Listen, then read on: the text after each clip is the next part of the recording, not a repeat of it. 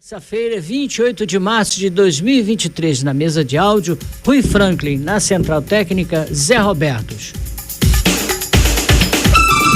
Atléticos se enfrentam na fase de grupos da Libertadores. Grupos da Sul-Americana também definidos. Confederação Sul-Americana de Futebol. Rafael Monteiro destaca o sorteio da Libertadores. Os grupos da Copa Libertadores da América já estão definidos. São 7 clubes brasileiros que estão na disputa. O atual campeão da competição continental, o Flamengo, vai estrear contra o Alcas do Equador. Ainda no grupo A, temos o Racing da Argentina e o Ñublense do Chile.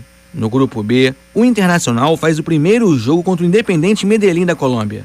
As outras equipes da chave são o Metropolitanos da Venezuela e o Nacional do Uruguai. Já o Palmeiras encara o Bolívar da Bolívia no grupo C, que ainda conta com o equatoriano Barcelona de Guayaquil e o Cerro Porteño do Paraguai. No grupo D, o Fluminense estreia contra o Sporting Cristal do Peru. Na sequência, será a vez do duelo contra o The Strongest da Bolívia e o argentino River Plate. No grupo E, o Corinthians terá pela frente a seguinte sequência: o uruguaio Liverpool, o argentino Júnior da Argentina e o Independente Del Valle do Equador.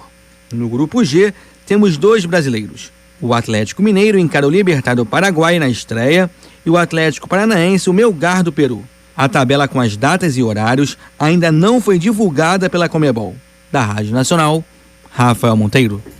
Mário Silva analisa a situação da Libertadores. Com relação à Taça Libertadores da América, com 7 brasileiros em ação, eu acho que o grupo mais fácil, olhando assim, antes que a bola role, é o grupo do Palmeiras. Palmeiras, Barcelona de Guayaquil, Bolívar e Cerro Porteño. Acho que o Palmeiras não vai ter muitas dificuldades. Acho o grupo mais encrencado, que estão 2 brasileiros no grupo, é o grupo G. Atlético Paranaense, Libertad, o Aliança Lima e o Atlético Mineiro. Quer dizer, uma bobeada de um ou outro com os clubes que não são brasileiros pode complicar. Flamengo, Corinthians, esses times, Fluminense também não tem um grupo muito fácil, mas eu acho que, na realidade, o grupo mais difícil realmente, tirando esse grupo G, fico também com o grupo do Fluminense, apenas pela presença do River Plate, que é sempre um complicador. Mas depois que a bola rolar, as coisas começam a ficar diferentes ou não. Tem viagem, tem altitude, tem jogos do Campeonato Nacional mesclando. Por exemplo, Fla-Flu já vai ter um jogo agora, depois tem Libertadores, depois tem outro jogo.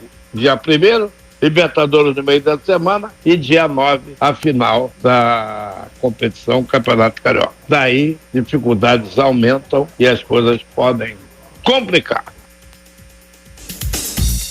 Mário Silva analisa a Sul-Americana.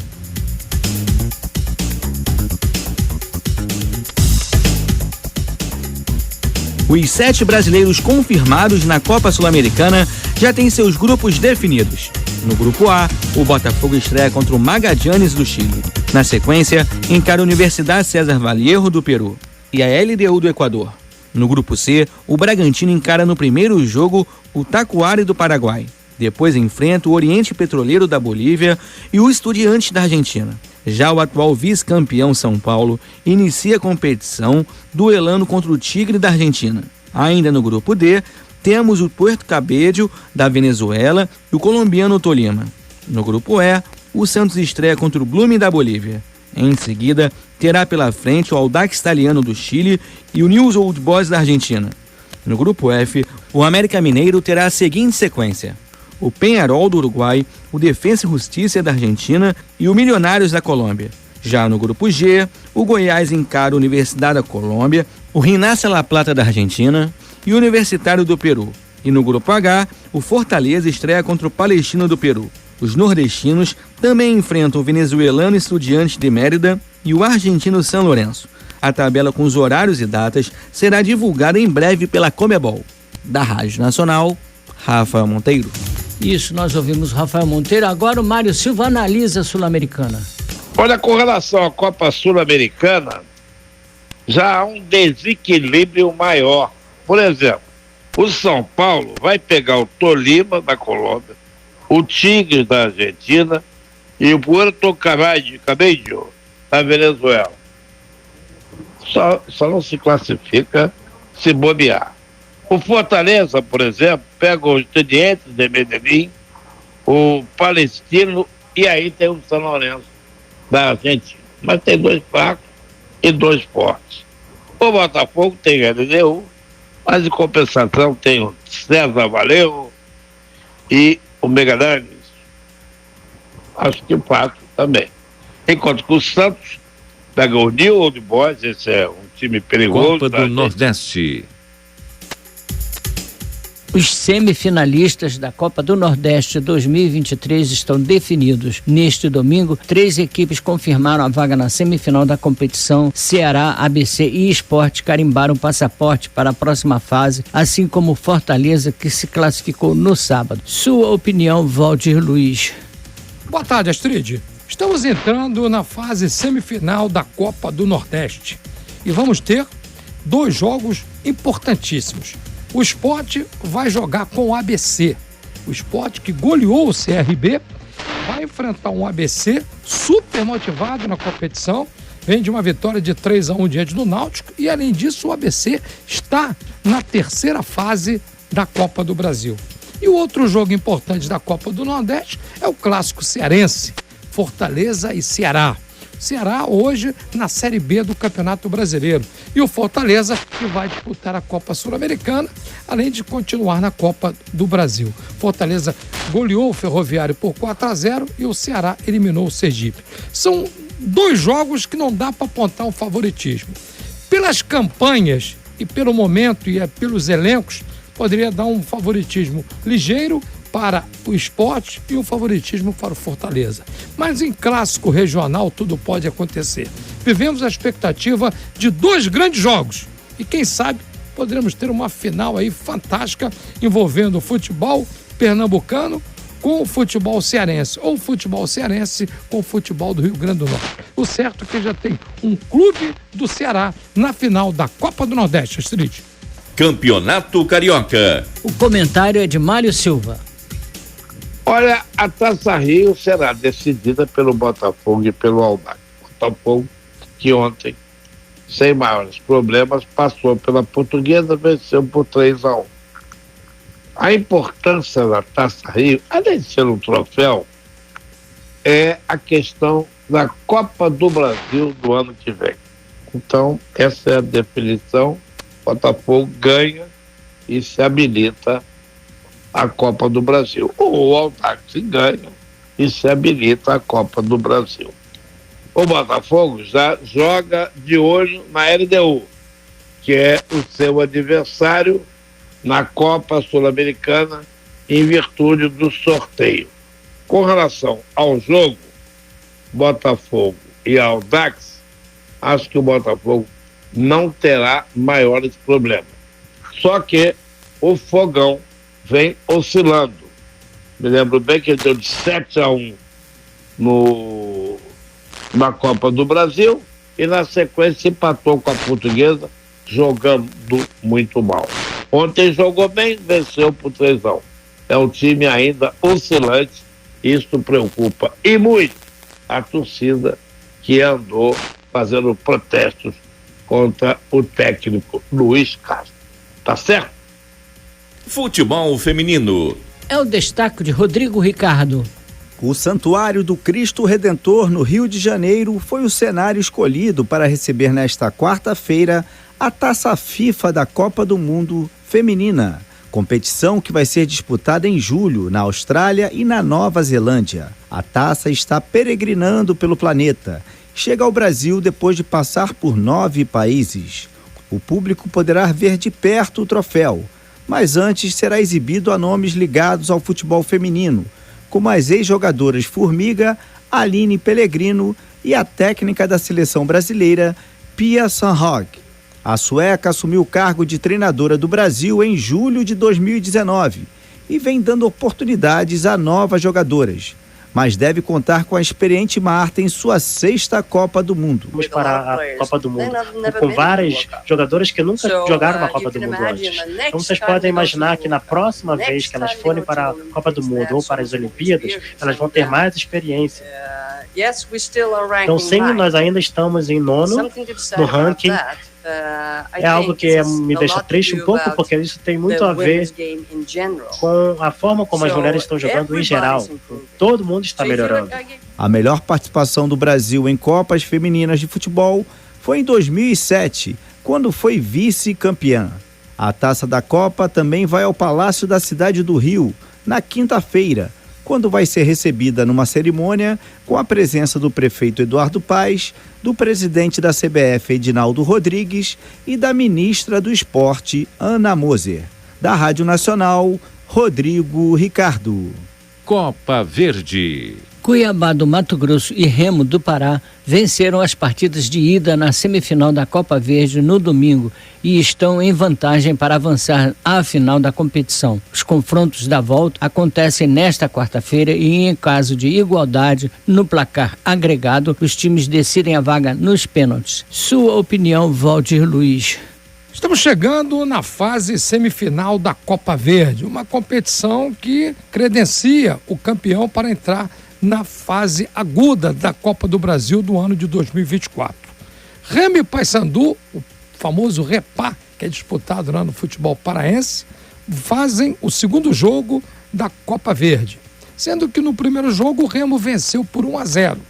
E agora um simples empate leva o Remo para a final da Copa Verde, uma competição importante que já tivemos o Paysandu como finalista em 2014. E vamos ter no outro jogo o Cuiabá e o Goiás. No primeiro jogo são duas equipes de Série A, Cuiabá e Goiás. E no primeiro jogo o Cuiabá venceu pelo placar de 1-0.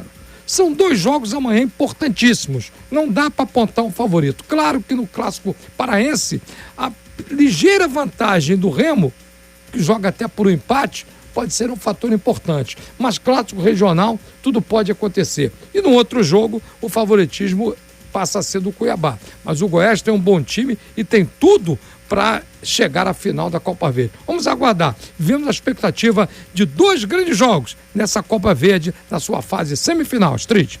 Mundial de Clubes. 6 anos depois do seu último título, Manchester United volta a levantar um troféu. Neste domingo, o time derrotou o Newcastle por 2-0 em Wembley e conquistou a Copa da Liga Inglesa. O brasileiro Casemiro, contratado nesta temporada e eleito o melhor em campo na decisão, abriu o placar de cabeça. A análise é de Mário Silva.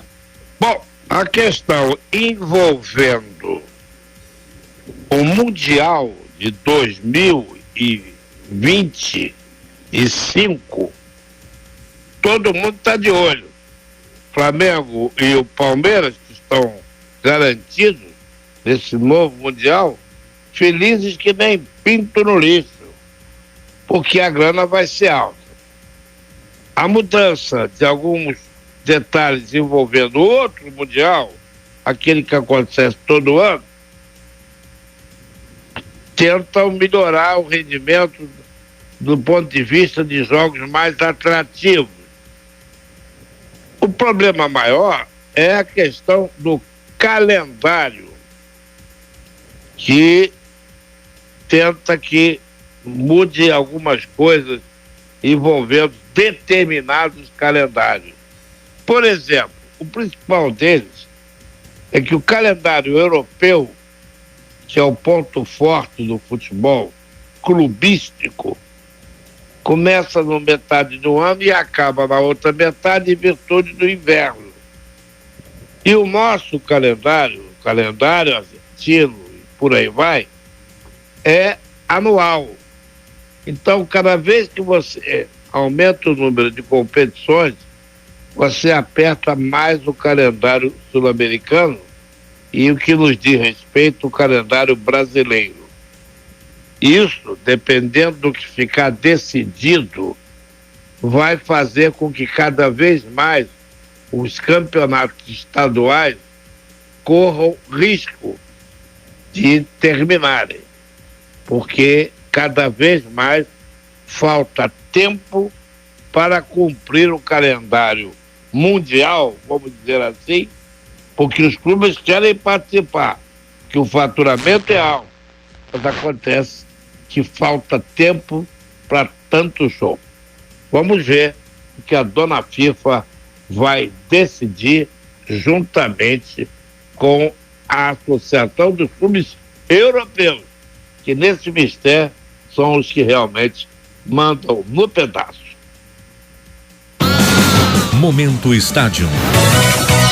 É o destaque de Wagner Gomes. O Centro Nacional Loterias Caixa de Desenvolvimento do Atletismo tem feito um trabalho muito importante.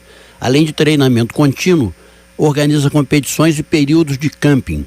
Desta vez se reunirá no período de 17 a 21 de abril o camping de provas de meio fundo e fundo sub-20.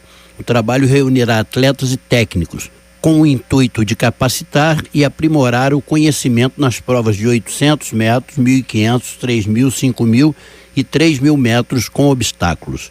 Isto é uma parceria da Confederação Brasileira de Atletismo e do Comitê Olímpico do Brasil.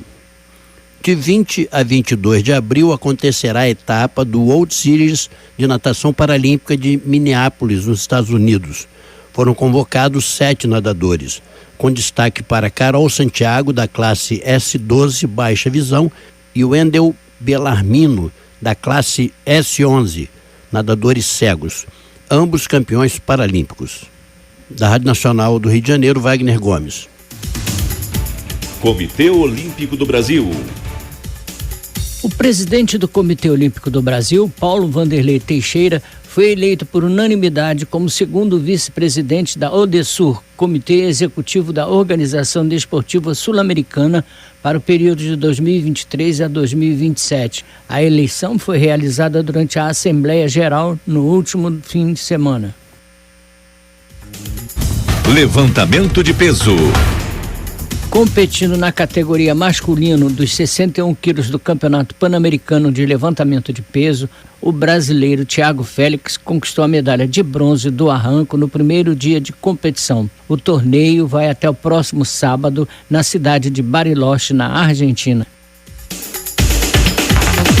Final do bate-bola nacional que volta amanhã às 12h40. Uma ótima terça-feira a todos.